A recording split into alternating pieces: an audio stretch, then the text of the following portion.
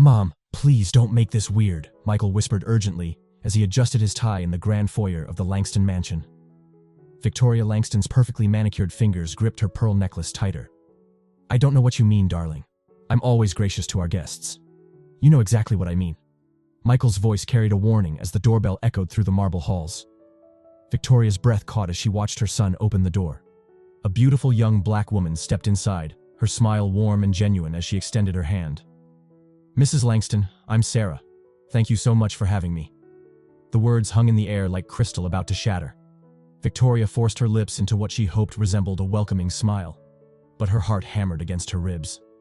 26 years of raising Michael in their exclusive world, and this was how he chose to challenge everything she'd built. "Of course, dear," Victoria managed, her voice steady despite the storm brewing inside. "Welcome to our home." But as Sarah's gentle laughter filled the foyer and Michael's eyes lit up with unmistakable love, Victoria realized this dinner would change everything. She just didn't know how much. If you're someone who appreciates emotional stories, we'd love for you to like and subscribe. There's more to come that might move you too. The Langston Mansion's dining room had hosted presidents, celebrities, and business tycoons. Tonight, it felt smaller somehow, as if the mahogany walls were closing in on Victoria Langston. She watched her son Michael pull out a chair for Sarah, the young woman's graceful movements only making Victoria's discomfort grow stronger. "So, Sarah," Edward Langston's voice boomed from the head of the table, his businessman's smile perfectly practiced. "Michael tells us you work in education?" Sarah nodded, cutting her steak with careful precision. "I teach 5th grade at Lincoln Elementary. It's challenging, but incredibly rewarding." Victoria's fork paused halfway to her mouth. Lincoln Elementary. She knew that school. It was in the part of town where their family's charitable foundation occasionally sent checks, but never visited. The kind of place where her friends' children certainly didn't attend. "That must be fulfilling," Victoria managed, the word tasting foreign on her tongue. Michael's eyes flashed a warning across the table, but Sarah seemed genuinely unbothered. "It is. These kids face so much, but their resilience amazes me every day. I grew up in a similar neighborhood, so I understand what they're going through." The admission hung in the air like an uninvited guest. Victoria's carefully constructed smile faltered for just a moment. But it was enough. Michael saw it. Sarah saw it. The tension that had been simmering beneath the surface suddenly threatened to boil over, and Victoria realized she was about to say something that would change everything forever. "How wonderful that you can relate to them," Victoria said, her voice carrying just enough ice to frost the crystal glasses. "I'm sure your background gives you unique insights."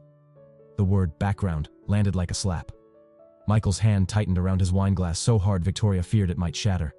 Sarah's composure never wavered, but something shifted in her dark eyes, a hardness that hadn't been there before. "Yes," Sarah replied quietly. "Growing up poor in Detroit taught me a lot about survival, about recognizing when people look down on you, even when they're trying to hide it." Edward cleared his throat, clearly uncomfortable with the direction of the conversation. "Well, education is certainly important. We've always supported—" "Dad, don't." Michael's voice cut through his father's diplomatic attempt. He turned to his mother, his jaw set in a way Victoria hadn't seen since he was a rebellious teenager.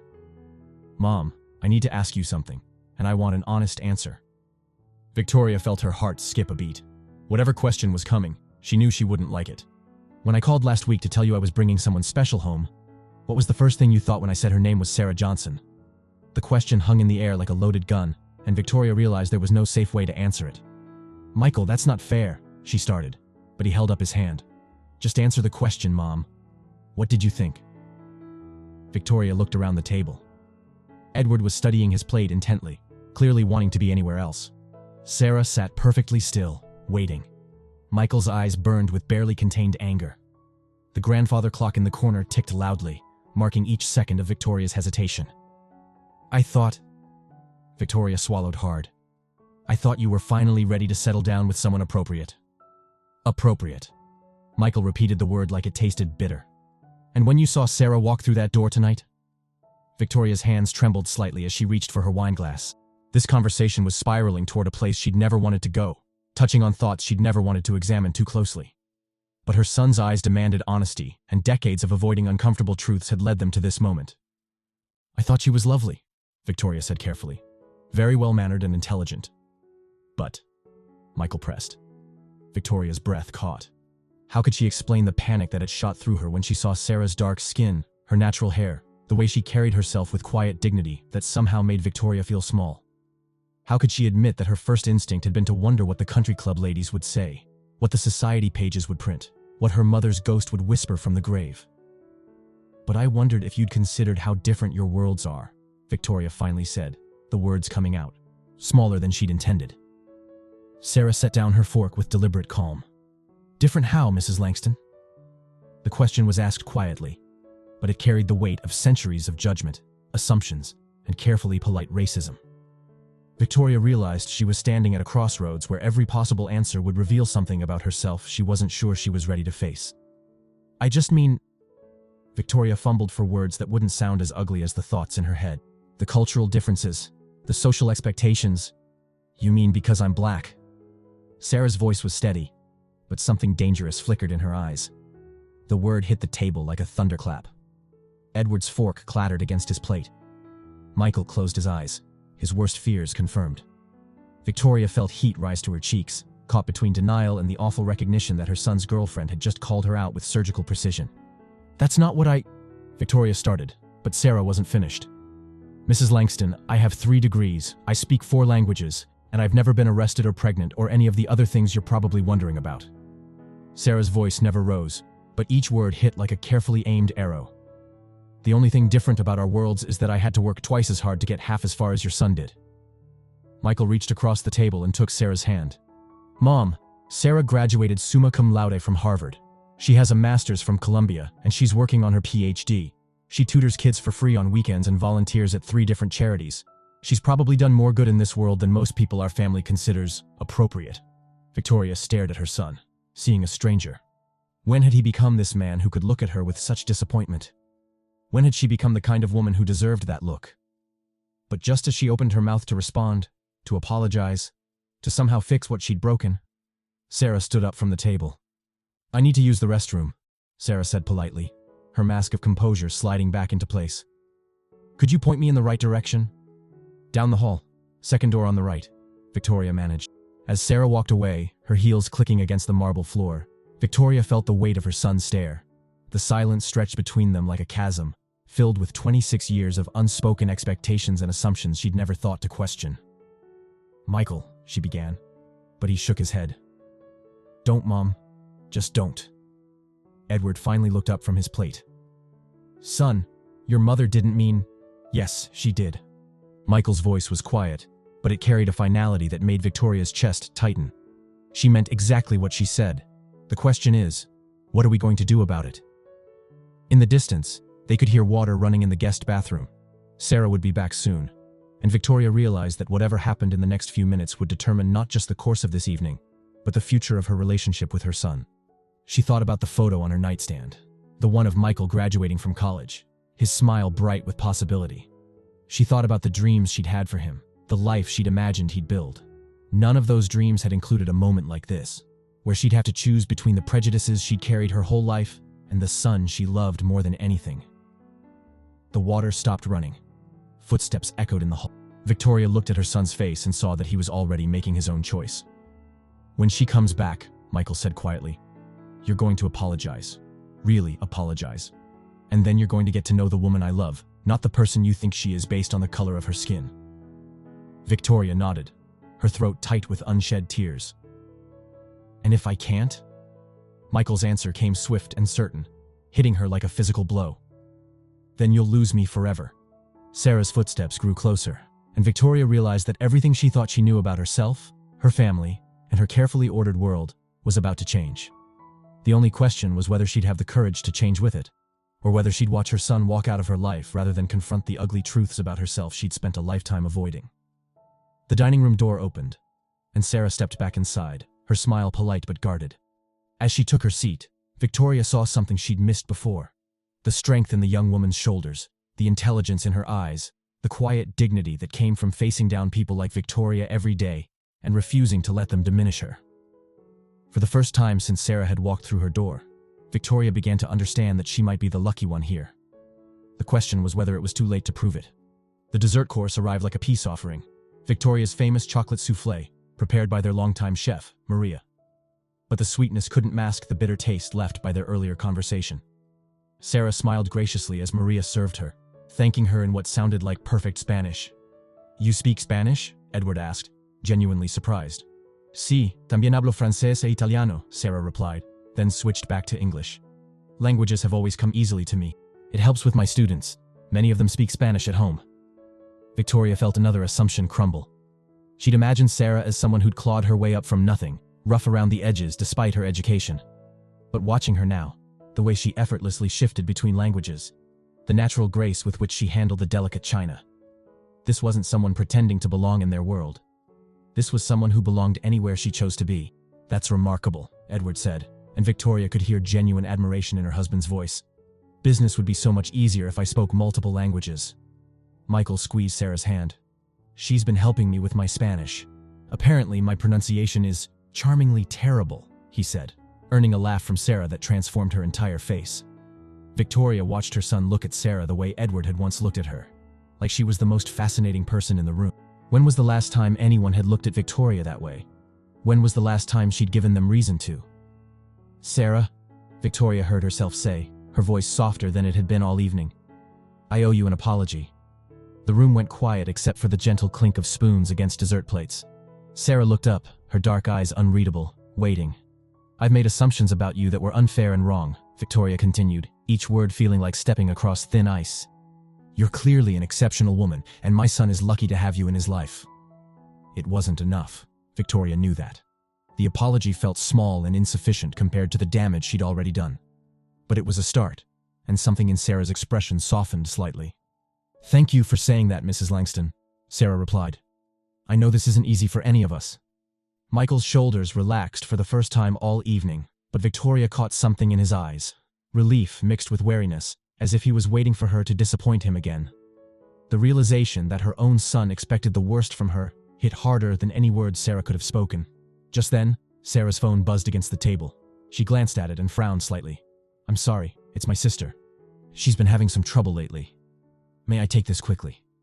"Of course," Victoria said, grateful for the interruption. Sarah stepped out onto the terrace, her voice muffled by the glass doors, but her body language tense as she paced back and forth, one hand pressed to her ear, the other gesturing as she spoke. "She seems worried," Edward observed. Michael nodded, his brow furrowed. "Her sister Maya has been going through a rough patch. Sarah's been supporting her financially and emotionally. It's been putting a lot of stress on her." Victoria felt a stab of something. Guilt, maybe, or recognition. How many times had Sarah smiled through dinner while carrying burdens Victoria couldn't imagine? How many layers of strength did it take to sit at this table, facing their judgment, while dealing with family crisis at the same time?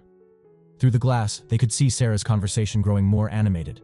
She ran her free hand through her hair, a gesture that somehow made her seem younger, more vulnerable. Then suddenly, she stopped pacing. Her hand dropped to her side, and even from inside, they could see the color drain from her face. "Oh God," Sarah said, loud enough that they could hear her through the door. She ended the call and stood perfectly still for a moment, staring at her phone.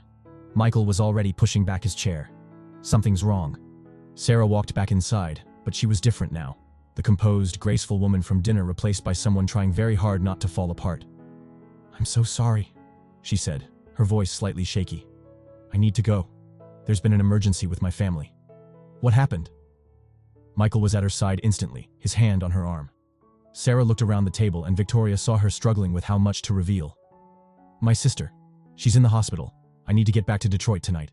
"I'll drive you," Michael said immediately. "No, you should stay with your family. I can catch a flight." "Sarah," Michael's voice was firm. "I'm coming with you." Victoria watched this exchange and felt something shift inside her chest. This wasn't the casual relationship she'd hoped it was. Something she could wait out until Michael came to his senses. This was love. Real and deep. And the kind that made people drop everything to be there for each other. "What hospital?" Edward asked, already pulling out his phone. "I know people in Detroit. I can make some calls." Sarah looked surprised. "You don't need to—" "Which hospital?" Edward repeated, his businessman's efficiency kicking in. "Detroit Medical Center," Sarah said quietly. Edward was already dialing. As he stepped away to make his calls, Victoria found herself alone with Michael and Sarah. The young woman was trying to compose herself, but her hands were shaking as she gathered her purse. "Sarah," Victoria said, the words coming before she could stop them. Is there anything we can do? Sarah looked at her with surprise, and Victoria realized this might be the first genuinely kind thing she'd said all evening. I don't know yet, Sarah admitted. Maya, she struggled with addiction for years. I thought she was doing better, but... Her voice broke slightly. Michael pulled her into his arms, and Victoria watched her son comfort this woman with a tenderness that made her throat tight. When had Michael become so good at knowing what someone needed? When had he learned to love someone this completely? We should pack, Michael said. The private jet can have us there in 3 hours. Michael, I can't ask you to. You're not asking. I'm telling you. We're in this together. Victoria felt tears prick her eyes. She thought about the assumptions she'd made about Sarah's family, the judgments she'd passed without knowing anything about the pain this young woman carried. Maya's addiction? Was that what Victoria had expected? Another stereotype confirmed? But looking at Sarah now, seeing the love and fear and desperate hope in her eyes, Victoria realized she'd been looking at everything wrong. This wasn't about stereotypes or expectations. This was about a young woman who'd worked incredibly hard to build a life for herself while trying to save a sister who was drowning. This was about the kind of family loyalty Victoria had always claimed to value, even as she'd been judging the very circumstances that had forged it. Edward returned, tucking his phone into his pocket. Dr. Patricia Williams is head of emergency medicine at Detroit Medical Center. She's a friend from college. I've asked her to personally oversee Maya's care. Sarah stared at him, tears threatening to spill over. Mr. Langston, I don't know what to say. You don't say anything, Edward replied gruffly. You just let us help. Victoria watched her husband and felt a surge of love for him that she hadn't experienced in years. When had she become so focused on appearances that she'd forgotten the man she'd married was fundamentally decent? The jet will be ready in an hour, Michael said, checking his phone. We should go pack. As they prepared to leave, Victoria realized she was about to watch her son walk out the door to support the woman he loved through a family crisis, and she didn't know when she'd see him again. The dinner she'd planned as a polite interrogation had become something else entirely, and now they were all leaving before she'd had a chance to understand what had really happened here tonight. Michael, she called as he and Sarah headed toward the door. He turned back, his expression guarded. Call us when you know something, Victoria said. About Maya, I mean. We'll be worried. Something in Michael's face softened. Thanks, Mom. As they left, Victoria found herself standing in the empty dining room, surrounded by the remnants of a meal that had changed everything. The chocolate souffle sat half-eaten, growing cold in the silence. Well, Edward said, loosening his tie. That didn't go quite as expected. Victoria laughed, a sound somewhere between humor and hysteria. No, it certainly didn't. She walked to the window and watched the taillights of Michael's car disappear down their long driveway. In a few hours, he'd be in Detroit, in a world she'd never seen, supporting a woman whose strength and grace had quietly demolished every assumption Victoria had held about what kind of person deserved her son's love. I think I like her, Edward said quietly. Victoria turned to look at her husband. Even after everything I said? Especially after everything you said, Edward replied. She handled it with more class than most people could manage. And did you see the way she looked at Michael? That girl loves our son, Victoria. Really loves him. Victoria nodded, unable to speak around the tightness in her throat. The question is, Edward continued, what are we going to do about the fact that you nearly drove them both away tonight? It was a fair question, and Victoria didn't have an answer. She thought about Sarah's face when she'd said the word background, with just enough emphasis to make it sting. She thought about the moment Sarah had called her out directly, forcing her to confront truths she'd spent a lifetime avoiding. She thought about her son's ultimatum and the very real possibility that she might have damaged their relationship beyond repair. But mostly, she thought about the way Sarah had thanked Edward for his help with Maya, the gratitude and surprise in her eyes when faced with unexpected kindness. How many times had Sarah been prepared for the worst from people like them? How often had she been pleasantly surprised when they exceeded her lowest expectations? Victoria realized she wanted to be the kind of person who exceeded Sarah's expectations, not someone who confirmed her worst fears about wealthy white families and their prejudices. The problem was, she didn't know how to become that person. She'd spent 52 years moving in circles where everyone looked like her, thought like her, shared her assumptions about how the world worked. Tonight, a 25-year-old teacher had gently but firmly shown her that everything she thought she knew was wrong. The question was whether Victoria had the courage to learn something new at this stage of her life, and whether Sarah would give her the chance to try. As she stood in her perfectly appointed dining room, Surrounded by the trappings of a life built on certainties that no longer seemed certain, Victoria realized that the real test wasn't going to be whether she could accept Sarah. It was going to be whether she could change herself enough to deserve acceptance in return. Outside, storm clouds were gathering over the Langston estate, and Victoria couldn't shake the feeling that the weather was about to match the upheaval in her carefully ordered world. 3 days passed without word from Michael. Victoria found herself checking her phone obsessively, jumping every time it rang, hoping for news about Maya, or more importantly, about whether her son would ever forgive her for the disaster of that dinner. She was in the library, pretending to read while actually staring at the same page for the 20th time, when Maria knocked on the door. "Mrs. Langston, there's a young woman here to see you. She says she's Sarah's friend from the university." Victoria's heart jumped. "Send her in." The woman who entered was petite with short auburn hair and intelligent green eyes behind wire-rimmed glasses. She looked nervous, clutching a small purse against her chest. "Mrs. Langston, I'm Jennifer Walsh. I work with Sarah at the university. Well, I used to work with her." "Used to?" Victoria set down her book, sensing something important in the woman's hesitant tone. Jennifer glanced around the elegant library as if she was afraid someone might overhear. "I probably shouldn't be here, but I've been wrestling with this for weeks. After what happened with Sarah's sister, I can't keep quiet anymore." Victoria felt a chill run down her spine. "What do you mean?" "Sarah asked me to cover her classes this week because of the family emergency," Jennifer continued, her words coming faster now. "But Mrs. Langston, I don't think you understand what Sarah's been dealing with. Her sister Maya. This isn't the first time." Victoria leaned forward. "What are you talking about?" Jennifer took a shaky breath. "Maya has overdosed 3 times in the past 2 years. Each time, Sarah drops everything to rush to Detroit. She's emptied her savings account paying for rehab, therapy, medical bills. The university has been incredibly patient. But what? Sarah's been lying to everyone, including your son. She tells people Maya is struggling with addiction, like it's something manageable, something that will get better with enough love and support. But the truth is much worse." Victoria's mouth went dry. "How much worse?"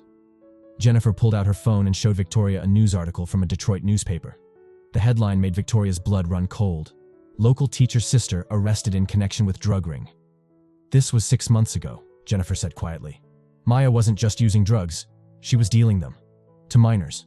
Sarah managed to keep it out of the national news, used her connections to get Maya into a treatment program instead of prison. But Mrs. Langston, Maya violated probation. That's why she's in the hospital now. She was beaten up by people she owed money to."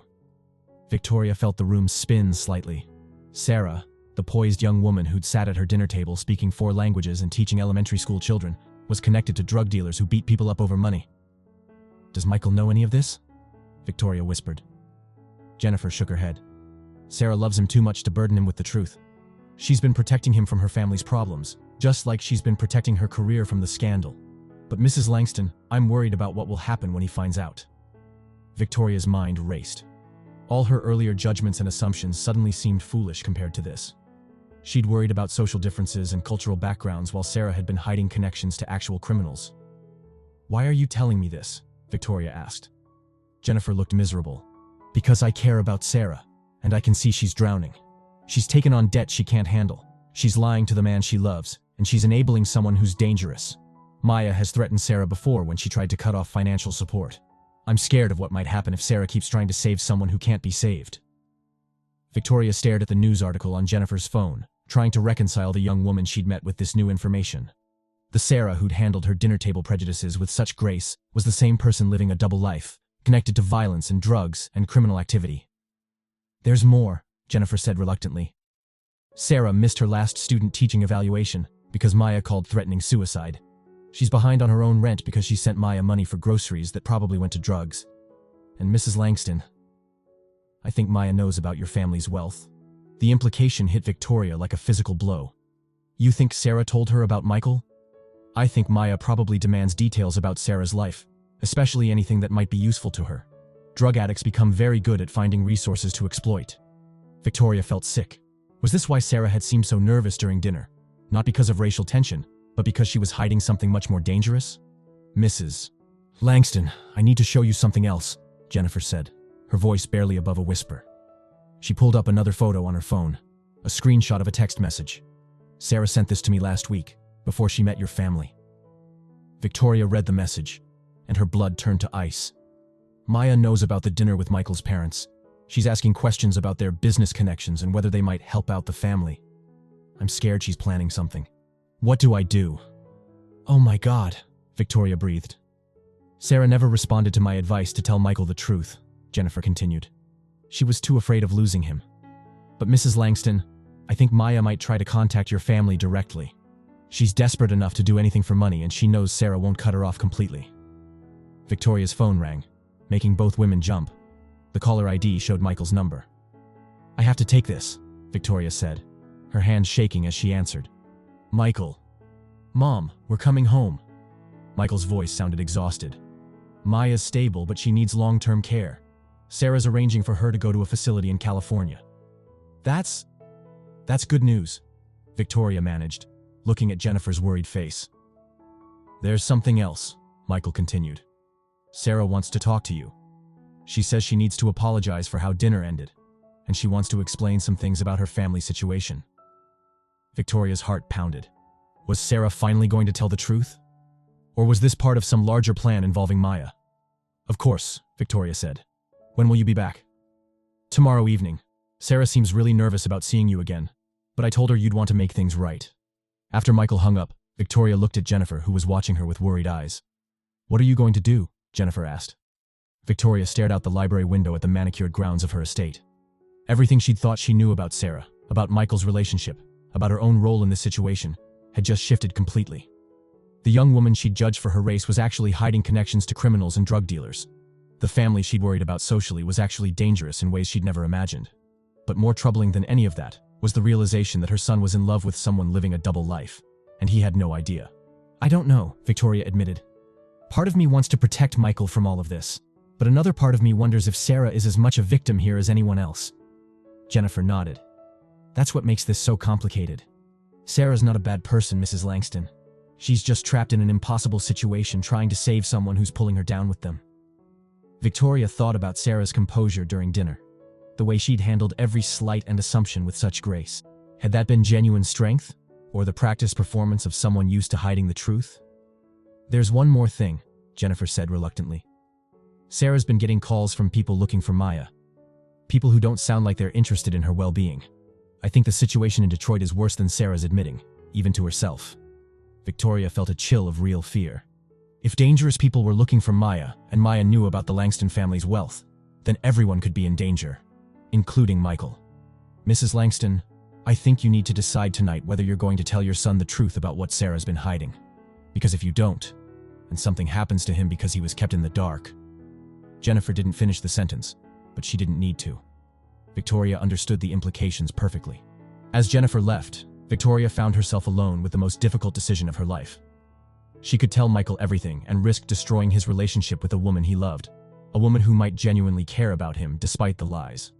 Or she could stay silent and risk his safety if Maya's troubles followed Sarah back to their world. Either choice felt like a betrayal of someone she cared about. Victoria walked to the window and looked out at the approaching darkness. Tomorrow, Sarah would return to this house, probably planning to confess some carefully edited version of the truth.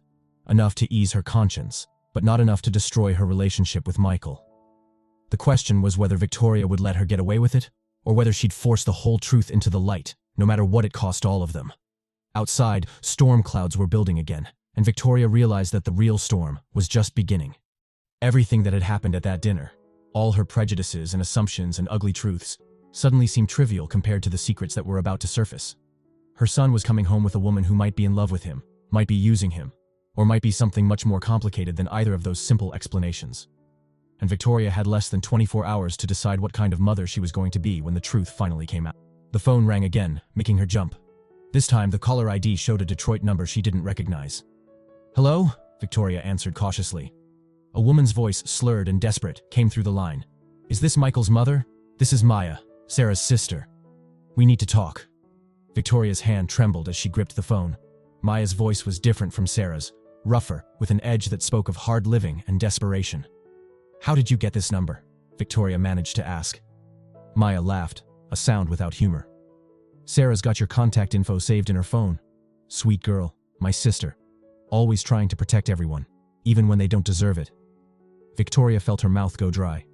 What do you want? Straight to the point. I like that. Maya's voice shifted, becoming more focused despite the slur. Look, Mrs. Langston, Sarah doesn't know I'm calling you. She thinks she's got everything under control, but she doesn't understand how deep this goes. What are you talking about? The people I owe money to? They're not the kind who just forget a debt. And when they found out my sister's dating a billionaire's son. Maya paused, letting the implications sink in. Well, let's just say they got real interested in expanding their business opportunities. Victoria's legs felt weak. She sank into Edward's leather chair, her heart pounding. Are you threatening my family? No, Maya said quickly. That's what I'm trying to prevent. Mrs. Langston, these people know where you live. They know Michael's routine. They know about your husband's business. They're planning something, and Sarah has no idea. Then why haven't you told her? Maya's bitter laugh returned. Because my sister would do something stupid like go to the police, and then we'd all end up dead. These aren't street-level dealers, Mrs. Langston. These are people with connections. People who can make problems disappear permanently. Victoria felt sick. What do you want from me? I need $200,000 by tomorrow night, Maya said, her desperation breaking through. That covers my debt plus interest and gets these people to back off from your family. It's pocket change for people like you. 200,000, Victoria started. Or I can let things play out naturally, Maya interrupted. See what happens when some very dangerous people decide your son might be useful leverage against me. Sarah loves Michael, Mrs. Langston. She'd do anything to protect him, including things that would destroy both their lives. The line went quiet, except for Maya's labored breathing. Victoria realized this wasn't just about money. This was about saving everyone from a situation that had spiraled completely out of control. If I give you this money, Victoria said carefully, how do I know these people will actually leave my family alone? Because I know who they are and where they operate. I can disappear, start over somewhere far away where they'll never find me. But if I don't pay them by tomorrow night, they're going to make your family part of the collection process. Victoria closed her eyes, trying to think clearly. Does Sarah know about any of this? Sarah thinks I'm in the hospital getting clean. She has no idea that the people who put me there are still looking for their payment.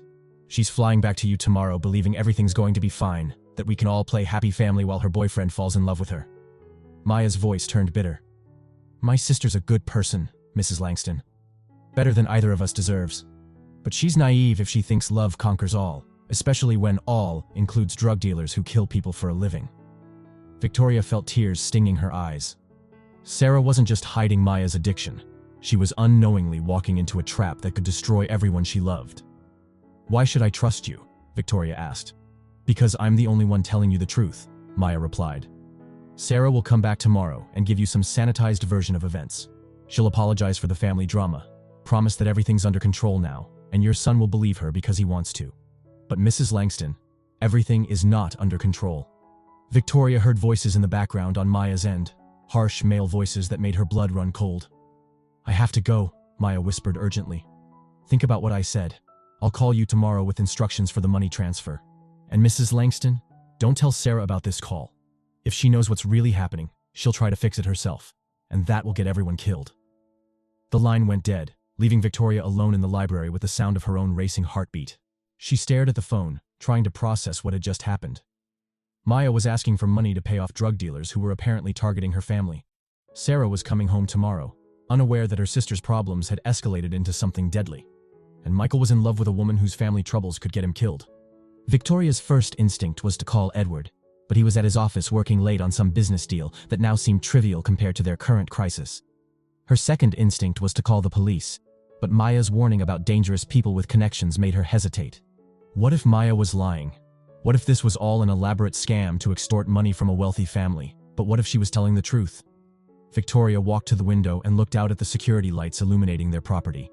She'd always felt safe here, protected by wealth and distance from the kinds of problems that plagued other people.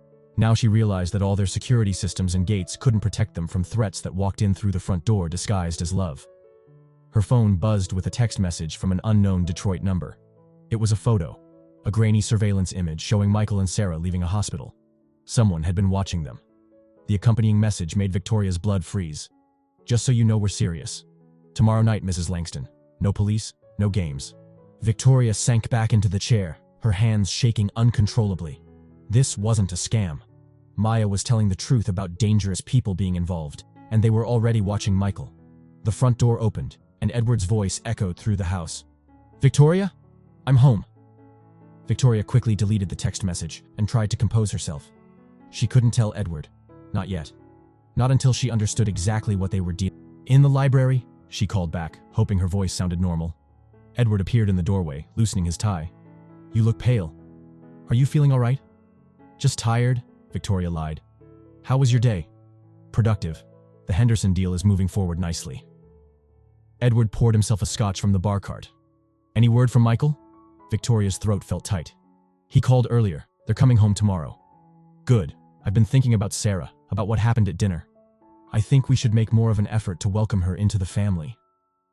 Victoria stared at her husband, so blissfully unaware of the danger surrounding them. How could she tell him that welcoming Sarah into their family might have put all their lives at risk? "Edward," she began, then stopped. What could she say? That their son's girlfriend's sister was involved with murderous drug dealers? That people were watching their house and planning to use Michael as leverage? "What is it?" Edward asked, settling into his chair with his drink. Victoria's phone rang again. This time, it was Michael. "Hi, sweetheart," she answered, trying to sound normal while her world fell apart around her. "Mom, there's something I need to tell you." Michael's voice was serious, strained. "About Sarah's family situation." Victoria's heart stopped. Had he found out the truth about Maya? What about it? "It's more complicated than Sarah originally let on. Maya's problems are significant. Sarah's been carrying a huge burden trying to help her, and I'm worried about what it's doing to her." Victoria closed her eyes. Michael knew something, but not everything. He was still walking blind into a trap that could destroy them all. "Michael," she said carefully, "maybe you should come home tonight instead of tomorrow. We need to talk." There was a pause. "Is everything okay, Mom? You sound strange." Before Victoria could answer, she heard Sarah's voice in the background. "Who are you talking to?" "My mom," Michael replied. "She wants us to come home tonight." Victoria heard Sarah say something, but couldn't make out the words. Then Michael was back on the line. "Sarah thinks we should stick to the original plan. She's got some things she wants to explain to you tomorrow, and she wants to do it properly. She's been really nervous about facing you again after how dinner went." Victoria felt trapped.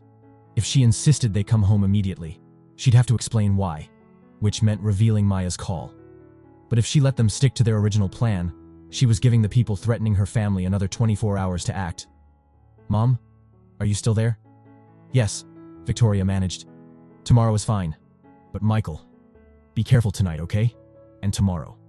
Just be aware of your surroundings." Michael laughed uncertainly. "That's a weird thing to say. Are you sure you're okay?" Victoria looked at Edward, who was watching her with growing concern. She thought about Maya's warning not to tell Sarah, about the photo of Michael being watched, about dangerous people who killed for a living, and had apparently decided her family was useful.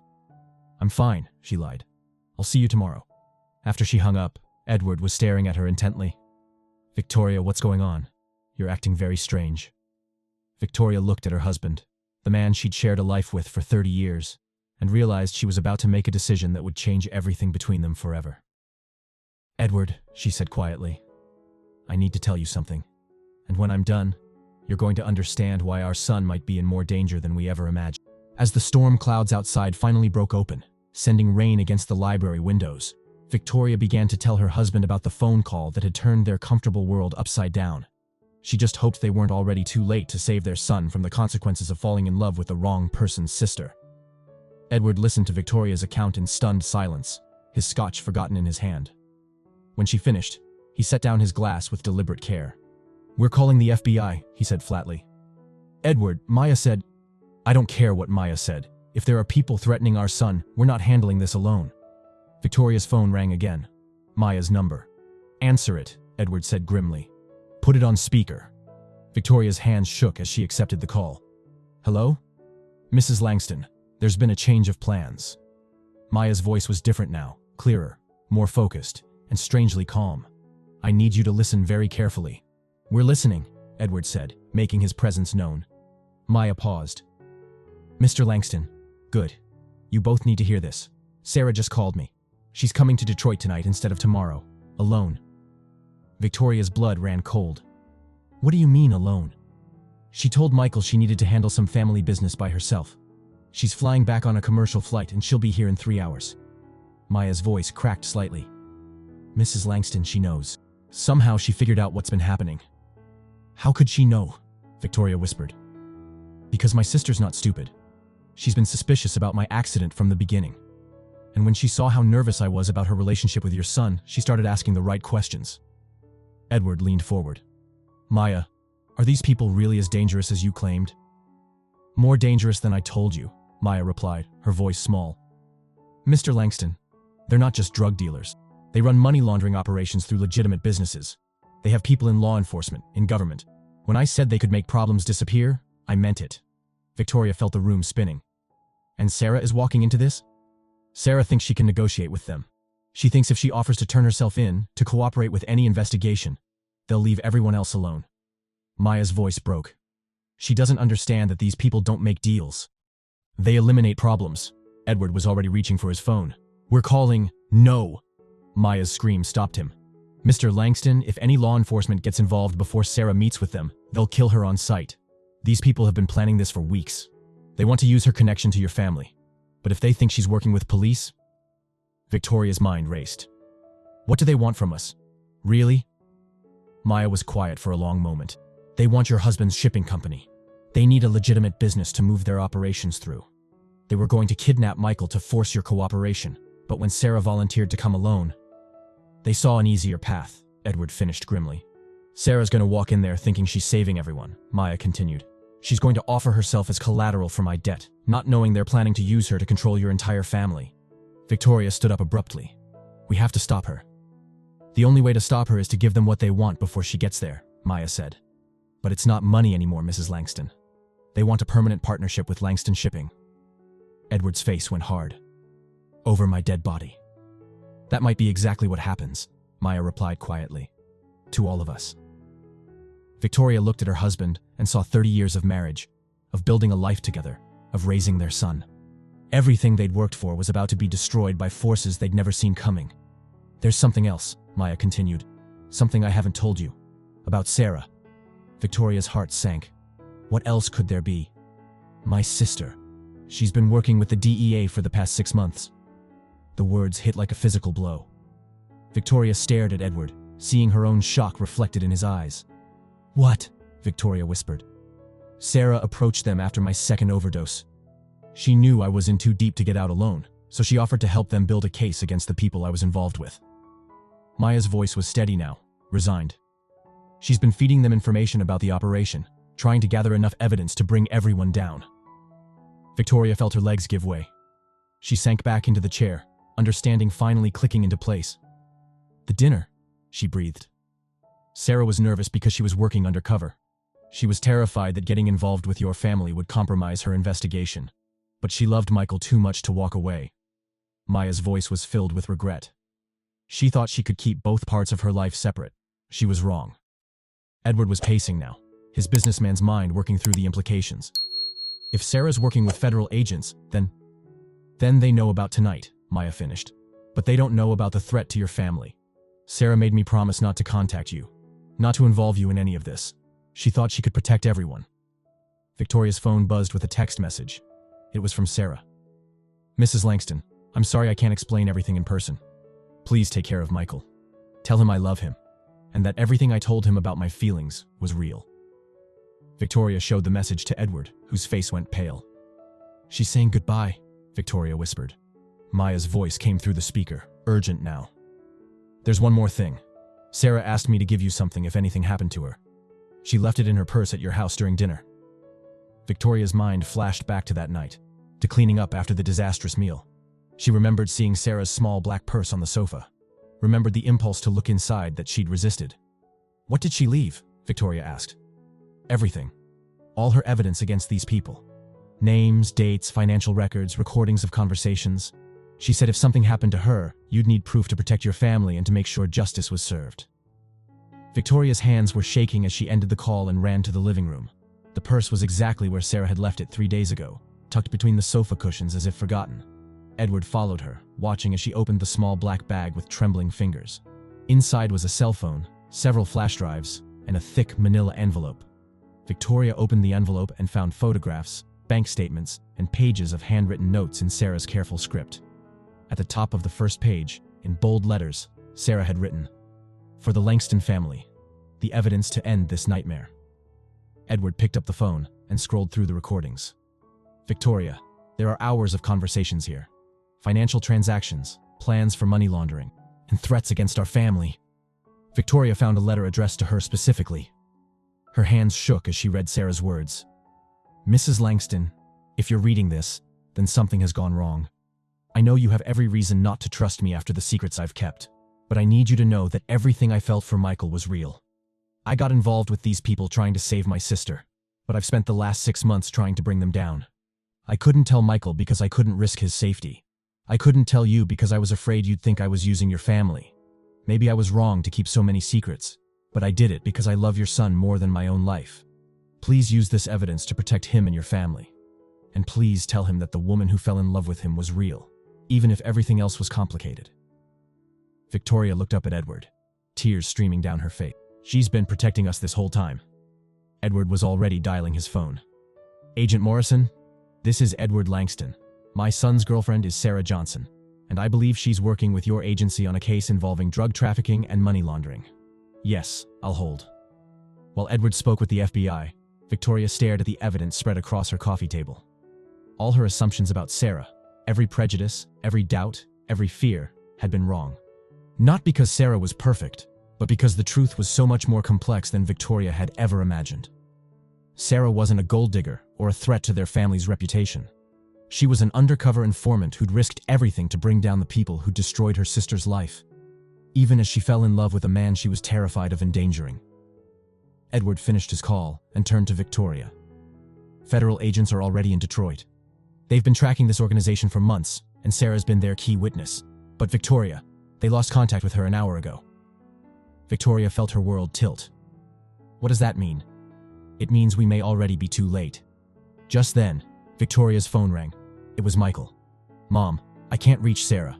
Her phone goes straight to voicemail, and she's not answering texts. I'm getting on a plane to Detroit." "Michael, no." Victoria started, but Edward took the phone. "Son, listen to me very carefully. Do not go to Detroit. Come home immediately. Sarah is working with federal agents, and she's in protective custody." It was a lie, but it was the only thing that might keep Michael safe. There was silence on the other end. Then, "What are you talking about?" "Come home," Edward repeated. "We'll explain everything when you get here. But Michael, Sarah loves you. Whatever happens, remember that everything she felt for you was real." After they hung up, Victoria and Edward sat in their living room surrounded by the evidence of a life far more complicated and dangerous than they'd ever imagined. Sarah's purse, which Victoria had once been tempted to search out of petty suspicion, had turned out to contain the key to saving all their lives. 3 hours later, Michael walked through their front door, his face white with shock and fear. Victoria met him in the foyer, the same place where she'd first judged Sarah for the color of her skin instead of the content of her character. "Is she alive?" Michael asked without preamble. Victoria pulled her son into her arms, this young man who'd fallen in love with a woman brave enough to risk everything for justice and family. "I don't know," Victoria whispered. "But Michael, she loved you. Really loved you. And she was trying to protect all of us." As they held each other in the grand foyer of the Langston mansion, Victoria realized that love wasn't about finding someone who fit into your world perfectly. It was about discovering someone worth changing your world for. Sarah had changed all of them, in ways none of them could have predicted. Whether she came home to them or not, Victoria knew she would never again make assumptions about people based on anything other than their actions and their hearts. The phone rang, cutting through the silence.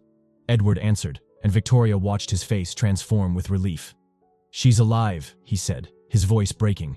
"The agents got to her in time. She's safe."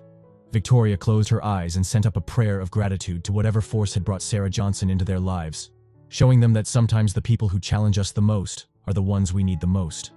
The real question now was whether their family could heal from all the secrets and assumptions that had nearly destroyed them, and whether love really could overcome the complicated truths that bound them all together.